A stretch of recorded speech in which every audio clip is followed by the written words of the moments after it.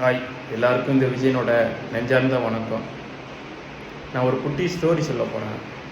ஒரு கடலில் 2 மீன்கள் இருக்குது. அவங்க ஒருத்தர் பேசிக்கிட்டு இருக்காங்க. அதில் மொதல் மீன் சொல்லுது, நம்ம கரைக்கு எப்போ போவோம் அப்படின்னு கேட்குது. அதுக்கு 2வதாக இருக்கிற மீன் சொல்லுது, நம்ம கரைக்கு போனால் செத்துருவோம், உனக்கு தெரியாதா அப்படின்னு கேட்குது.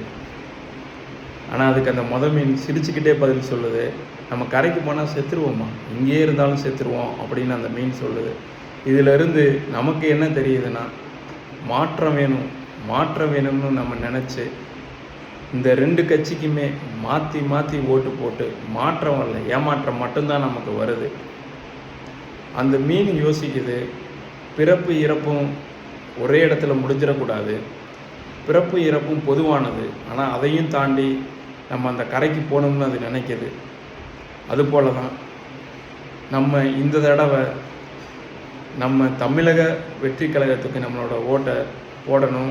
தமிழக வெற்றி கழகம் கண்டிப்பாக ஜெயிக்கணும், ஜெயிக்க வைக்கணும்.